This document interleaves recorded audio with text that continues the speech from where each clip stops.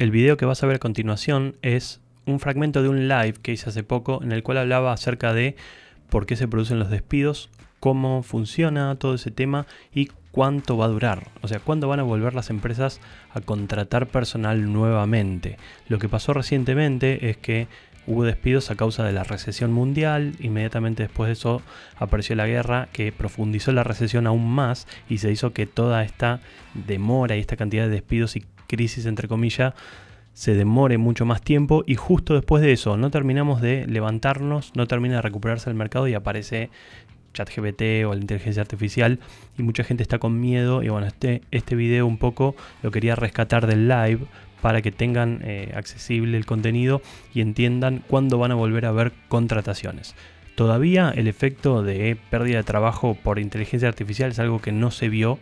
Así que los despidos hoy por hoy son por otra cosa, son por la crisis, por la recesión. En este video explica todo eso y cuándo va a volver a haber contratación nuevamente al mismo ritmo que había desde hace un año atrás o dos.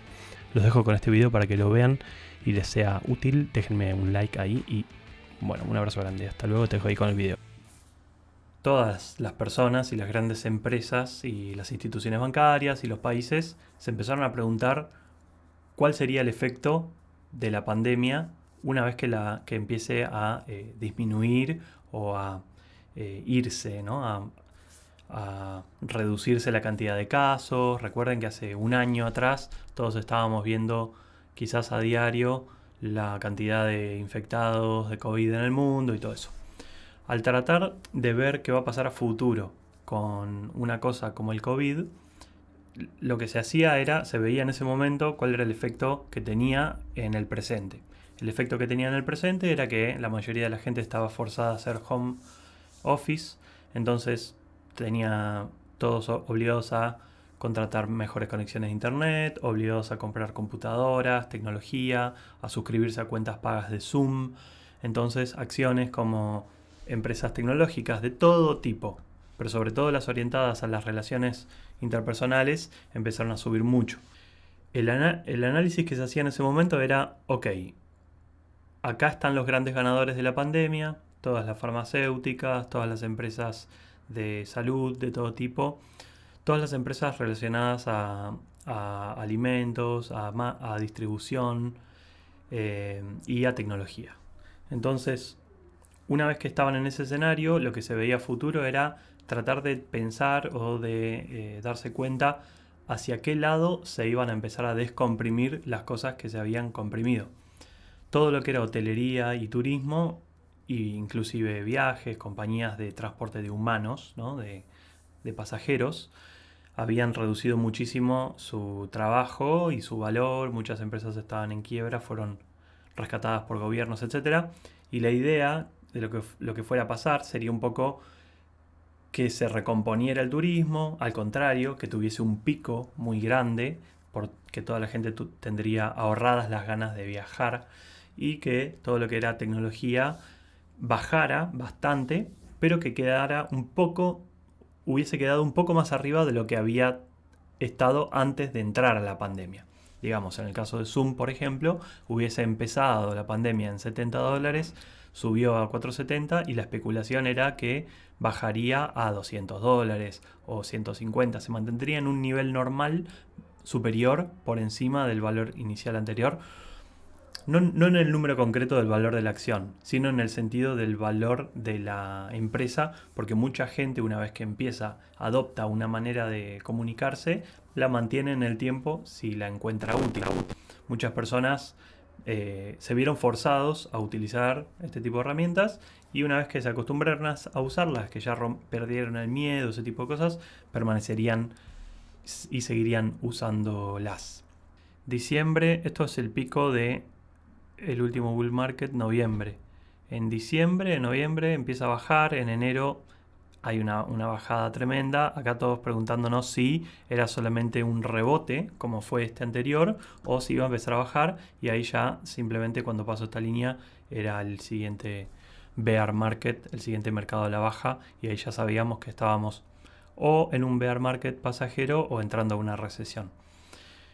La bajada de las criptos en este escenario está fuertemente relacionada a la bajada de las empresas tecnológicas también, y junto con esto es que empezaron los despidos. En este momento, cuando el mercado global, incluido el financiero, incluido el mercado de crédito, que son los países emitiendo deuda, imprimiendo billetes para alimentar sus economías, incluyendo el país que imprime billetes para el mercado internacional, que es Estados Unidos imprimiendo dólares, todos estaban viendo, ok, ¿qué va a pasar con el fin de la pandemia? ¿Hacia dónde se va a reacomodar el mercado? No va que empieza a haber una guerra, Rusia ataca a Ucrania y se empiezan a... esa noche, esa madrugada, instantáneamente todos los precios hicieron este ajuste, y los precios que subieron son todos los commodities, todo lo que es alimentos, oro, todas las cosas que son tangibles, a diferencia de lo que es tecnología, que por ahí no es tangible.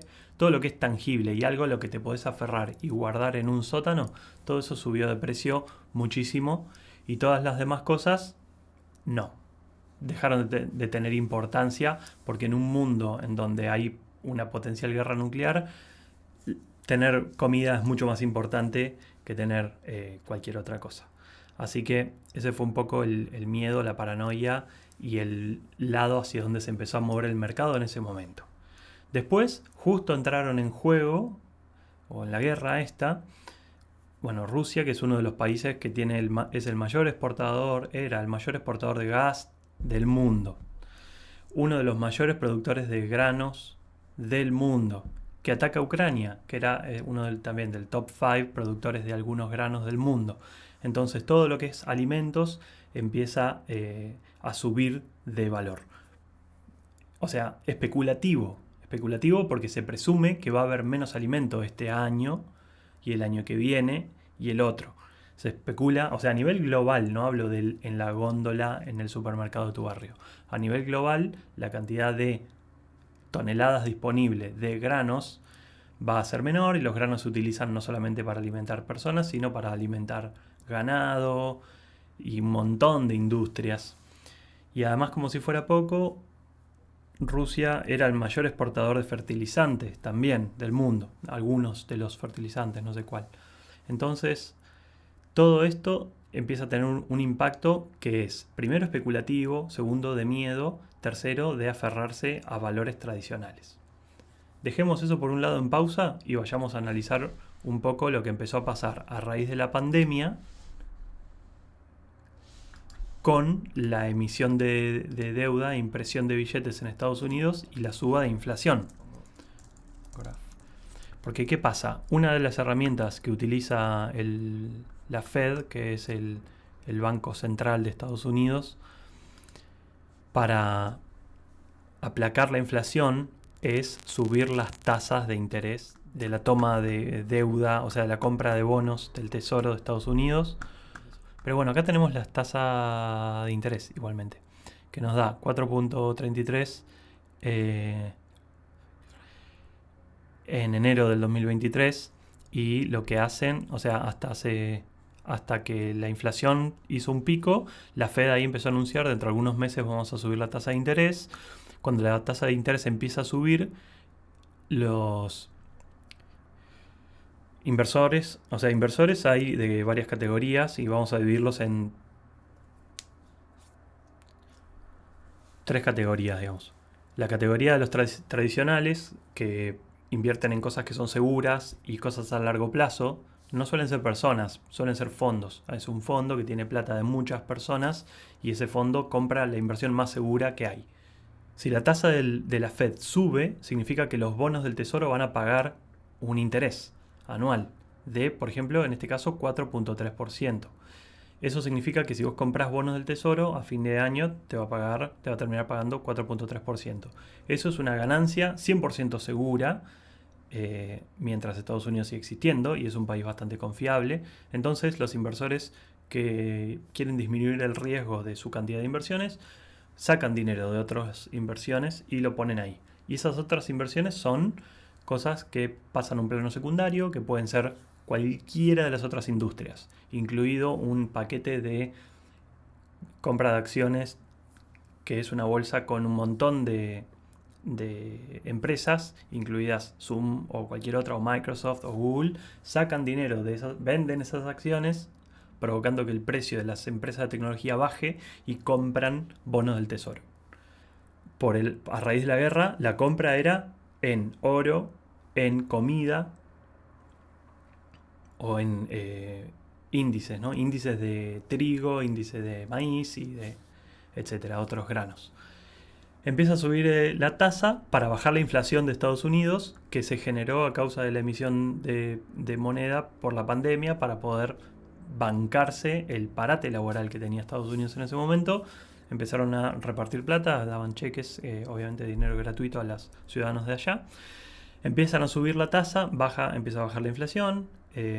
Pero claro, la tasa va a seguir subiendo todavía un poco más. O sea que todavía va a seguir alocándose capital de otras inversiones, incluidas las empresas de tecnología, a algo más concreto.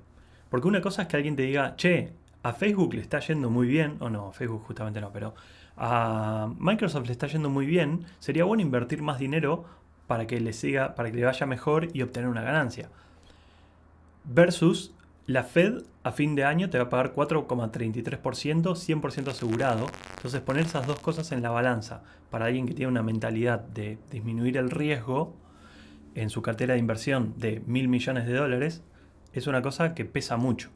Al sacarle dinero a las inversiones de tecnología, hace que las acciones empiecen a bajar. Entonces el valor percibido de todas esas empresas baja, y hay un factor que es que las FANG, o sea, estas grandes empresas que son Google, Facebook, Microsoft y las demás, pagan un sueldo que es cash y acciones. Y las acciones son paquetes de acciones que los empleados pueden vender a fin de año, a modos de bono, o directamente a fin de año le dan unas acciones que las pueden ejecutar en el mismo momento. Y nada, eso es parte del sueldo. Entonces cuando alguien te dice, bueno, sí, Facebook paga un sueldo de $350.000 al año. En realidad el sueldo que paga es probablemente $200.000 o $180.000 al año, y el resto va en shares que el empleado puede vender.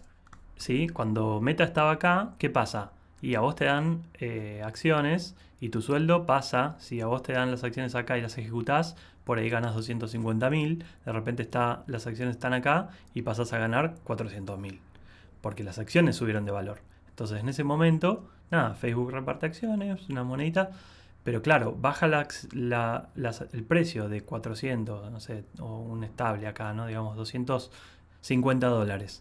Bajan a $100 y pasan muchas cosas.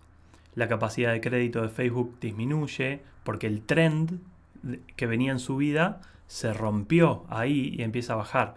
La confianza de la empresa baja, las acciones no valen tanto, entonces pasan un montón de cosas. Al instante todos los sueldos bajan, porque la parte del sueldo son las acciones.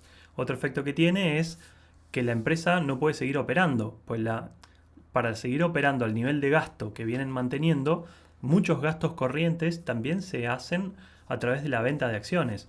O sea, recordemos que una empresa de esta envergadura tiene la misma capacidad de emisión de deuda que un país. Cuando una empresa emite acciones, no tiene una cantidad finita de acciones. Puede seguir creando más acciones. Lo que hace eso es diluir las acciones que los demás tienen. Digamos, si hasta este punto, hasta 1 de agosto, Meta distribuyó 1.000 millones de shares y ahora imprime 1.000 millones, ¿no? Ahora imprime 1.000 millones más. Todas las personas que tenían acciones hasta este momento ahora pasan a tener la mitad de porcentaje de la empresa de lo que tenían antes.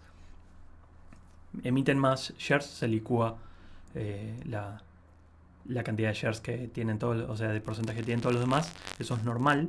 Es lo mismo que pasa con la moneda y la inflación cuando un país emite plata, además de otros factores. La parte mala, o sea, este bajón que hubo acá no hubiese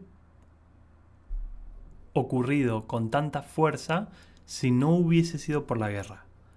Porque la guerra le añadió a la especulación y barra miedo de la pospandemia a nivel de qué es lo que iba a pasar con la economía mundial y cómo se iban a recomodar los mercados, entendiendo además que eso ya estaba empezando a suceder, ya se estaba empezando a arreglar o encontrar su nueva normalidad.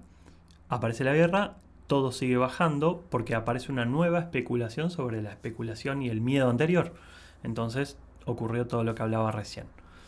Luego de eso empezaron a haber despidos para poder acomodar el precio de las acciones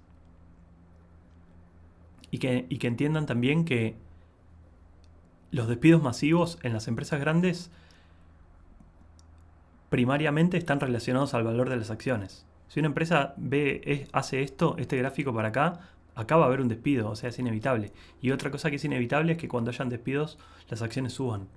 Entonces, no me sorprendería que cuando vemos esto, que en este punto empieza a subir Bitcoin, solamente como reflejo de la industria tecnológica, no por el valor intrínseco de las criptos, sino como reflejo de la economía, nada más. Después, por su valor propio, crecerá más o menos respecto de lo demás que crece.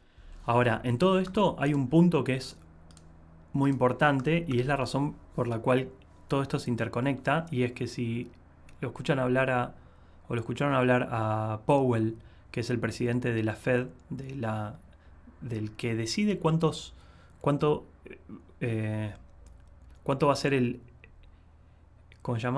precio, el valor del dinero, porque esto es qué tan caro es es tener dólares frescos, lo que paga la Fed en los bonos del tesoro a fin de año. La suba de esta tasa, que es el valor de los créditos en Estados Unidos, o sea, si vos sacás un crédito hasta enero del año pasado, ¿no? Acá, febrero del año pasado, la tasa de inflación era menos del 1% de la Fed. Luego cada banco le añade su pequeña tasa, que es para para hacer su negocio, y eso era el valor del crédito. Podías conseguir un crédito para comprar una casa o un auto a un 3% anual. Vos tenías que devolver, si pediste $100.000, $103.000 al final de un año. Ahora no, tendrías que devolver, si es el 4,3 más el porcentaje que los bancos añadan, terminará siendo 7%, vas a tener que devolver en vez de $103.000, $107.000. Para un argentino me parece un muy buen crédito, igualmente, porque en Argentina los créditos son tipo 120% anual en pesos o, no sé, el porcentaje anual en dólares, no, directamente no hay crédito en dólares, pero si lo hubiera sería, no sé, 15%, 30 a 30% tranquilamente o más, no lo sé. Pero el tema es que Powell dijo, vamos a seguir subiendo la tasa de interés. Recordemos que siempre que se sube la tasa de interés se desaloca capital de todas las empresas, incluidas las tecnológicas, y se vuelca ese capital en bonos del tesoro. Tengan en cuenta eso. Es decir, mientras siga subiendo la tasa de interés, se saca dinero de inversión de las tecnológicas, por lo tanto, el valor de las tecnológicas tiende a bajar. ¿Tá? Entonces, no es que Meta y todas las demás dijeron, la industria global está cayendo en las empresas tecnológicas. ¿Por la pandemia? No, porque ahí subía. Por la guerra y por otros factores. Agosto 2021, la guerra empezó acá. O sea, ya por el fin de la pandemia, bueno, igual Meta es muy particular porque Meta se metió en ese proyecto. Vamos a buscar Microsoft, que es más representativo del valor real del mercado. Meta se metió con ese proyecto que nadie sabe bien de qué se trata o si va a tener éxito o no. Entonces vamos a ver acá, 5 años, y decimos diciembre, enero de 2022. Este sí representa, la guerra empezó más o menos acá en marzo, empieza a bajar, boom. Baja por el fin de la pandemia, porque la subida esta fue artificial creada por la pandemia. Baja también por la guerra y por el reacomodamiento de los valores. La gente prefiere comprar energía, commodities, granos y demás, y vende tecnológicas, pero además empieza a subir la tasa del bono del tesoro. Entonces, Perdón, no los quiero marear, pero es importante. Powell dijo, la tasa va a seguir subiendo no hasta que la inflación baje. La tasa va a seguir subiendo hasta que el desempleo en Estados Unidos empiece a subir. El desempleo en Estados Unidos todavía sigue en el número más bajo histórico de siempre, 3,4%. Entonces, ellos van a seguir subiendo, Powell o el directorio del Banco Central de Estados Unidos va a seguir subiendo el valor, encarecer el dinero, subir el retorno de la tasa de interés de los bonos del tesoro, desalocando capital de tecnológicas y volcándolo en inversiones seguras hasta que el desempleo empiece a subir. Y el desempleo en Estados Unidos está en 3,4%. ¿Qué significa esto? Significa que para una empresa hoy es muy difícil encontrar a alguien que quiera trabajar. Esto lo que dice es que del 100% de las personas dispuestas a trabajar en Estados Unidos, solamente el 3,4% no está en este momento trabajando. Eso no incluye a las personas que no quieren trabajar, por una razón o por otra. Pero el que quiere trabajar, ¿qué le pasa? Consigue trabajo instantáneamente, porque el desempleo está muy bajo. El desempleo va a bajar cuando todos los costos empiecen a encarecer, porque el valor del dinero es más caro. Cuando digo el valor del dinero, es el valor de la deuda, ¿sí? El mundo normal, excepto Argentina, Venezuela y Cuba, el mundo normal se mueve con deuda. Y la deuda es el hacer usufructo del dinero futuro que voy a ganar hoy. Acá tengo desempleo, ¿sí? Observen este número que es muy, muy bajo. 3,4% de desocupación. Es el mismo gráfico que está ahí. Esto es Microsoft. Esto no me sirve. Esto tampoco. Y acá está. ¿Cuánto tiene que subir la desocupación? Y eso no se sabe. Yo especulo que va a subir hasta el 6 o 7%. O capaz eso es mucho. Pero por lo menos hasta un 5% va a subir. Que todavía sigue siendo un número ridículamente bajo. Pero la tasa de interés tiene mucha holgura. Podría subir tranquilamente hasta 8%, dicen otras personas que saben más de economía, hasta que el desempleo empiece a subir. Cuando todos estos son trends, nada es estático. Vos tomás una medida hoy y la medida por ahí empieza a tomar efecto dentro de 3 meses y tiene un efecto recesivo. O sea, si dentro de sigue subiendo la tasa de interés. Sube. Dentro de 3 meses empieza a hacer efecto y ahí dicen, ya hizo efecto, empecemos a bajar. Pero todavía la subida que tuvo en los meses pasados sigue teniendo efecto. Entonces, si empiezan a bajar la tasa de interés de nuevo, cuando haya llegado de 4,3 a 5%, por ejemplo, 5,5%, quizás el desempleo empieza a subir, o sea, empiezan a haber cada vez más desempleados y va a seguir ese trend durante un tiempo más y a partir de ahí se verá. No se sabe lo que va a pasar. ¿Qué nos importa a nosotros? A nosotros nos importa que todo el trabajo que nosotros tenemos son empresas que quieren contratar personas en Estados Unidos, pero no hay personas disponibles que quieran trabajar, que tengan los skills necesarios y listo, esas dos cosas. Cuando una empresa dice, bueno, voy a hacer mi nuevo proyecto de no sé qué, puede ser una empresa grande, chica, lo que sea. Imagínense cualquier empresa, no sé, imagínense una empresa grande como podría ser Hewlett Packard. Dice, bueno, tenemos un nuevo proyecto que es hacer una aplicación mobile de logística que se conecta con los satélites de Elon Musk.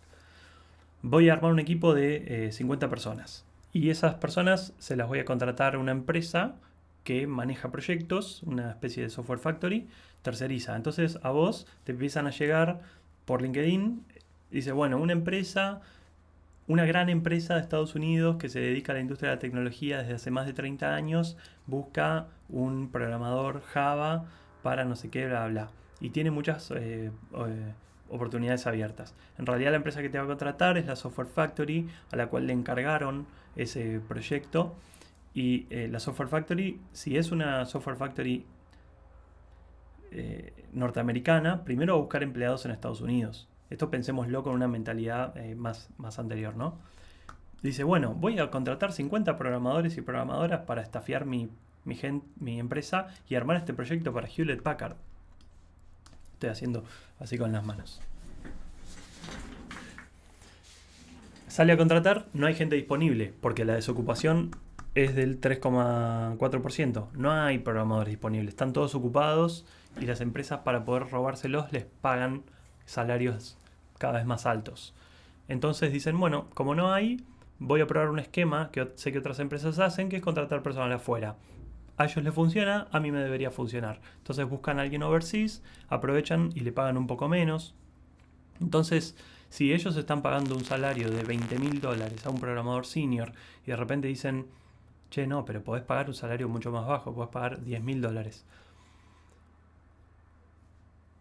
O sea, es un win-win, porque están pagando la mitad de lo que creían que iban a tener que pagar para obtener un profesional de potencialmente una calidad similar, y es algo que a ellos les conviene, y nosotros nos hacemos los giles, decimos, sí, bueno, no, aunque sean 10.000, y bueno, nada, acepto igual. Entonces, más o menos ese es el escenario. No podemos ignorar que nosotros tenemos trabajo por un derrame de capacidad, exceso de Estados Unidos de generar empleo. Estados Unidos genera tanto empleo que tiene que salir a buscar programadores afuera. Como ya hablamos varias veces, los que me siguen desde hace tiempo lo saben, el rubro de la programación es un rubro muy especial que empezó a crecer con la aparición de Internet como rubro. Empezó a explotar la cantidad de oferta laboral. Con la aparición de Internet se estableció un nuevo universo, un nuevo mercado, y cuando empieza a pasar eso, bueno, pasa esto que les comentaba recién, ¿sí? El desempleo, esto es un promedio. El desempleo en todas las industrias en promedio es 3,4%, pero el desempleo en el rubro de la programación es 0%, porque no hay un programador en Estados Unidos que quiera conseguir un trabajo y que no lo pueda conseguir. A partir de ahí tenemos que empezar a jugar con un número que no lo tenemos, porque nadie hace estas estadísticas, que es cuánto exceso de capacidad de creación de empleo tiene Estados Unidos de desborde para contratar programadores overseas. Y acá es donde entra en juego la cosa que estábamos viendo acá. ¿Cuántos nuevos programadores entran al mercado y empiezan a generar desempleo en el rubro nuestro de la ingeniería de software o afines, diseñador UX y todo lo demás? ¿Cuántos miles de programadores ingresan al mercado laboral que van a empezar a estar disponibles para competir y eliminar ese exceso de creación de empleo que tiene Estados Unidos? ¿Cuántos? Pero quedémonos con este número que está desactualizado, ¿sí? Digamos 4.4 millones, digamos conservadoramente estirar el número para arriba. Digamos que hay 20 millones de programadores. ¿Cuántos millones de 20 millones, 4 millones? US population. ¿Tá? En Estados Unidos hay 330 millones de personas. Digamos que 15 millones son programadores, ¿sí? 15 millones de programadores. Facebook y la FANG despidieron a 70.000 personas y de ese porcentaje menos del 40% son programadores. Entonces vamos a agarrar ahí una calculadora y vamos a decir, bueno, si de 70.000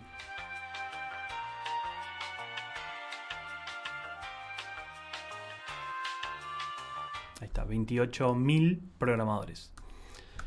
¿Qué son 28.000 programadores en 15 millones de programadores?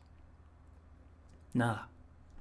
Entonces por eso es que los despidos son absolutamente, no mueven la aguja. O sea, son muy poquitas personas. Son muchas personas cuando vos mirás una sola empresa. Obviamente todos trabajamos en empresas y muchos fuimos despedidos, pero esto es distinto. Incluyamos a todas las empresas que no son solamente estas big y digamos, si ellos despidieron al 10%, digamos que todas las empresas despidieron al 10%. Entonces de los 15 millones despidieron a 1.500.000. Ok, ahí sí es un número importante que hace mella, pero al haber un exceso, que no sabemos de cuánto, de trabajos adicionales, muchos de estos empleados fueron inmediatamente reabsorbidos en otras empresas. Es algo que a lo sumo puede durar algunos meses. Esto es algo similar a lo que pasó, a ver si podemos ir para atrás, en el 2018. Es muy difícil de ver esto porque cuando va ocurriendo hacia adelante, todos estos sobresaltos van quedando chiquitos. Pero en su momento, en la crisis del 2018, esto fue algo tremendo. Esto que estoy mostrando acá en pantalla. Este bajón, que en el cual también hubo despidos y desinversión en las industrias de tecnología, y también hubo suba de tasas, un escenario bastante similar al de ahora, aunque no tan profundo en realidad, pero muy similar. TradingView, gracias. Este escenario duró más o menos unos 4 meses, hasta que las empresas volvieron a recuperar de a poco la contratación de personal, y en el periodo de 12 meses ya estaba totalmente, volvió a la normalidad y continuó creciendo como antes. ¿Qué va a pasar ahora? Nada, ahora va a seguir creciendo, o sea, va a volver a pasar lo mismo, ¿sí? Lo que pasa es que los primeros 4 meses que iban a ocurrir iban a ser los 4 meses post pandemia. Entonces, termina la pandemia, el mercado empieza a bajar, las acciones empiezan a bajar, hay un periodo de 4 a 6 meses en que los fondos de inversión de riesgo dejan de invertir, o sea, todas las empresas, la fundación de nuevas startups baja un porcentaje, no menos del 50%, pero baja un porcentaje, un 20% durante esos 6 meses. La mayoría de empresas deja de contratar personal por las dudas durante esos 4 a 6 meses, y después de eso de a poquito vuelve a recuperar. Cuando estaba por empezar a volver a recuperar es que empieza la guerra, y ahí vuelve a aparecer un periodo de no se sabe cuántos meses, que podrían llegar a ser 4 o 6 meses más. ¿Qué va a pasar con esto? Y nada, hay que ver a mitad de este año, todos los que estuvieron esperando para ver en qué invertir, muchos van a preferir invertir en algo antes que esperar con el dinero parado en una inversión segura pero que no tiene mucho retorno. Cuando la inversión se reacomoda y el mercado se aclara y se empieza a observar en qué se puede invertir, es que vuelve a aparecer el trabajo. Entonces, los despidos no son algo que me asuste demasiado. Afectan, sí, obviamente se notó, pero es algo que se recupera muy rápido, porque no es un cambio de paradigma. No es que apareció algo que hace que los programadores no sean útiles. Como si te dijera, bueno, yo era, no sé, pensemos en una industria que desapareció gracias a... Yo era operador de telégrafo y apareció el teléfono y perdí mi trabajo. Yo y todos mis compañeros. Desaparece una industria entera porque hay un avance tecnológico. Si fuera eso, entonces sí, empieza a haber desempleo y mucho. Pero ¿qué pasa?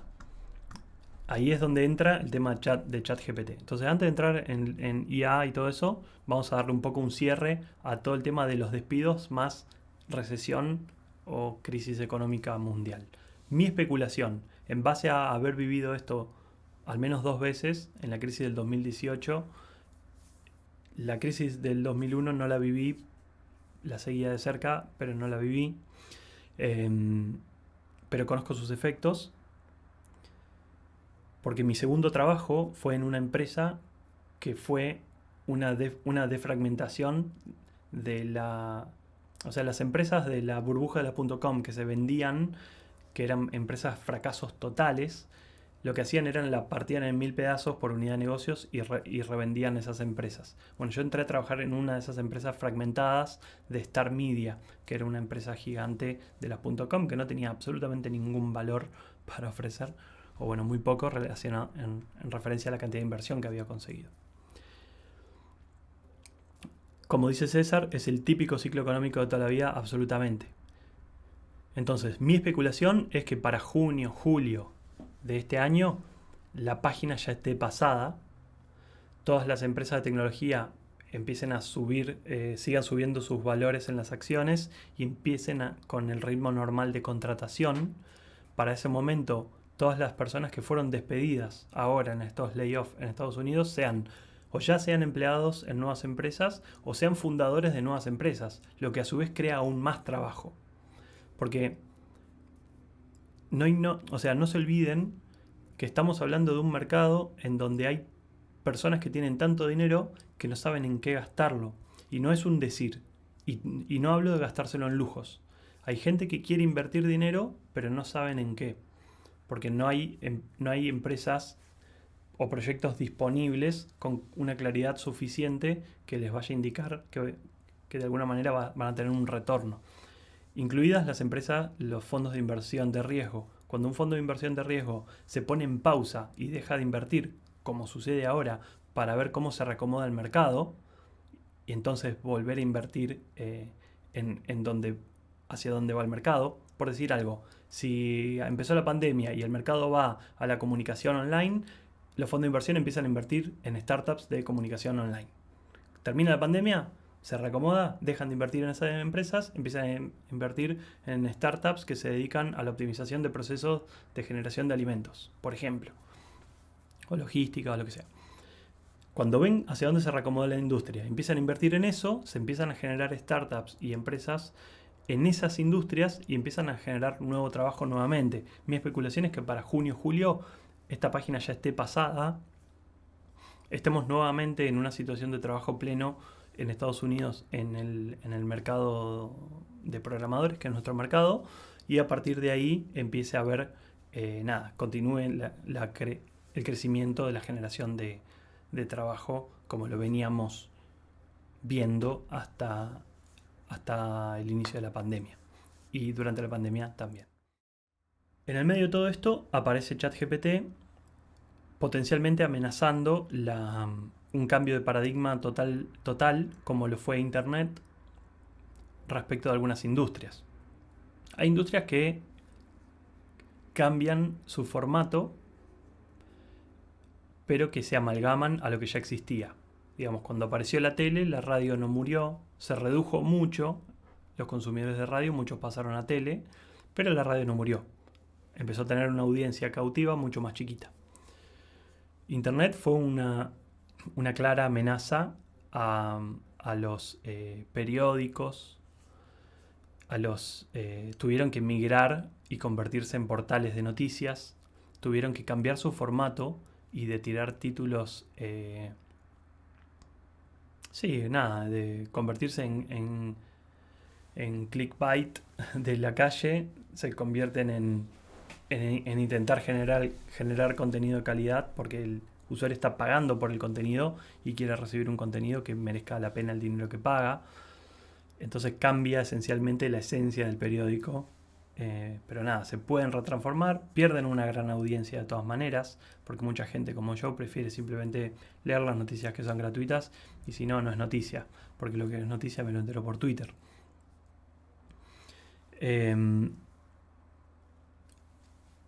Y el modelo de inteligencia artificial conversacional presente en este momento, que es GPT-3, pronto GPT-4, ChatGPT y las variaciones y los modelos gratuitos que están empezando a aparecer y que pronto van a ser